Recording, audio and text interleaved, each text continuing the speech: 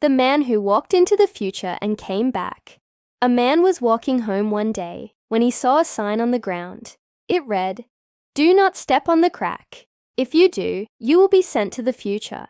Of course, he didn't believe it, so he stepped on the crack and vanished. When he reappeared, he was in a strange place. Everything was very advanced and futuristic. People were driving around in flying cars, and there were huge billboards everywhere. He soon realized that he had just traveled 10 years into the future.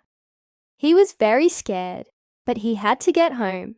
As he walked down the street, he saw a park with a pond in the middle, and sitting on a nearby bench was an old man feeding the fish.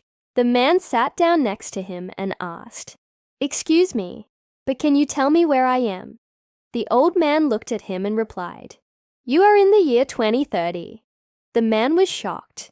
He thought he had traveled 10 years into the future, but it seemed like he had arrived in the year 2022.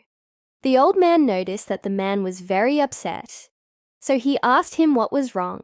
The man explained that he had come from the past and that he needed to get back. The old man listened patiently and then said, "Don't worry, I know a way." He took the man to a nearby building and showed him a device that looked like a telephone box. "Go inside and call the Time Travel Bureau." The old man said, "They will help you get back to your own time."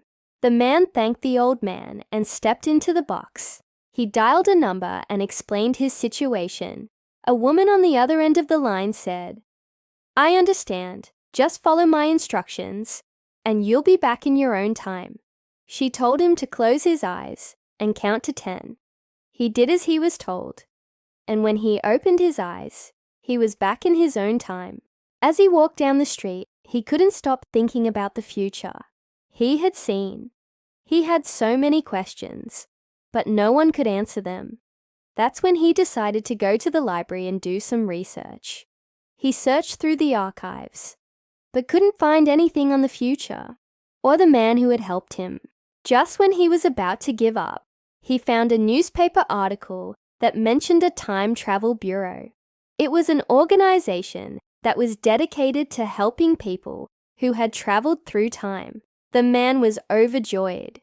He finally had proof that time travel was real. He rushed to the bureau, only to find out that it was just a fictional story.